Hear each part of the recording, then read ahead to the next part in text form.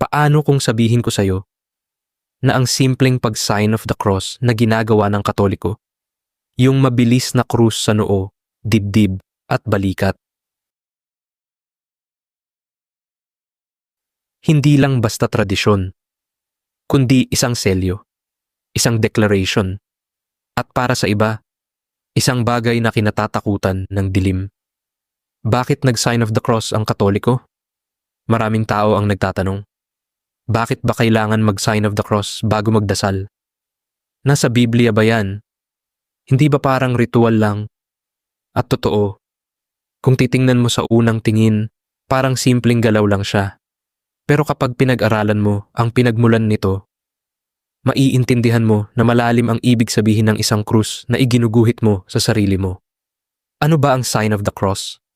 Ang sign of the cross ay ang paglalagay ng tanda ng krus sa katawan habang sinasabi, sa ngalan ng Ama, ng Anak, at ng Espiritu Santo.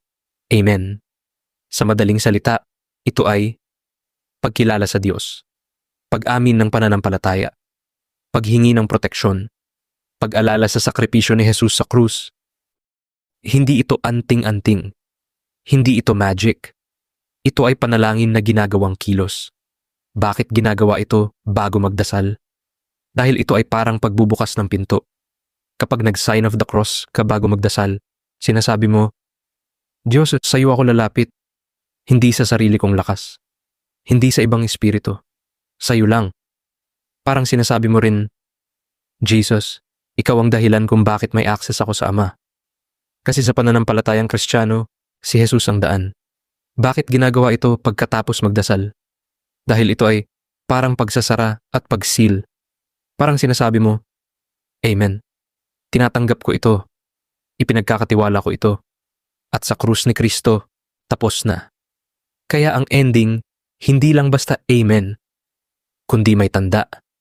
Nasa Biblia ba ang sign of the cross? Ito ang pinaka-importanting tanong.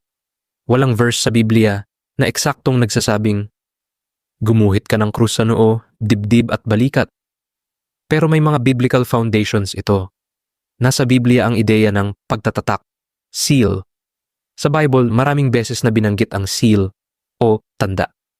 Halimbawa, may konsepto ng tanda ng Diyos sa kanyang mga tao, pagmarka sa mga tapat, proteksyon laban sa kasamaan. Ang sign of the cross ay symbolic seal. Hindi siya literal na spell, pero isa siyang paalala at paninindigan. Nasa Biblia ang pagbanggit ng krus bilang sentro ng pananampalataya. Sa Kristyanismo, ang krus ang simbolo ng kaligtasan, sakripisyo, pag-ibig ni Jesus, tagumpay laban sa kasalanan at kamatayan. Kaya ang paggawa ng tanda ng krus ay parang sinasabi mo, ako ay kay Kristo. Nasa Biblia ang pagbanggit sa pangalan ng Ama, Anak at Espiritu Santo. Ito ang pinaka-direct dahil ang mismong sinasabi sa sign of the cross ay mula sa utos ni Jesus. Mateo 28:19. Binyagan sila sa ngalan ng Ama at ng Anak at ng Espiritu Santo. Kaya kapag nag-sign of the cross ka, inuulit mo ang isang napakalakas na deklarasyon ng pananampalataya. Tradisyon ba ito? Oo, tradisyon siya. Pero hindi lahat ng tradisyon ay masama. May tradisyon na tumutulong magpalalim ng pananampalataya, nagbabalik sa tao sa Diyos, nag-aalala sa kabanalan. Ang sign of the cross ay isa sa mga tradisyong ginamit ng mga sinaunang Kristiyano bilang tanda na sila ay kabilang kay Kristo. Bakit parang proteksyon ang dating nito? Kasi sa pananampalataya ng marami, ang krus ay simbolo ng tagumpay ni Jesus, simbolo ng kapangyarihan laban sa kasamaan, simbolo ng kaligtasan. Kaya kapag ginagawa ito ng tao bago magdasal, parang sinasabi niya, dito ako nakatayo, sa ilalim ng krus. Pero kung hindi Katoliko, required ba? Hindi. Kung Protestant ka, born again, o ibang Christian denomination, hindi ito required. Ang importante ay nananalangin ka, naniniwala ka kay Kristo, lumalapit ka sa Diyos ng tapat. Pero kung Katoliko ka, ang sign of the cross ay isang napakalalim na expression ng faith. Kaya sa susunod na makita mong may taong nag-sign of the cross, Huwag mo agad sabihing ritual lang yan.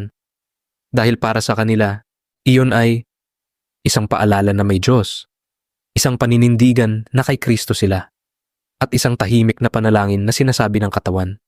Kung gusto mo ng ganitong mga content, Biblia plus tradisyon plus malalim na paliwanag na hindi puro debate.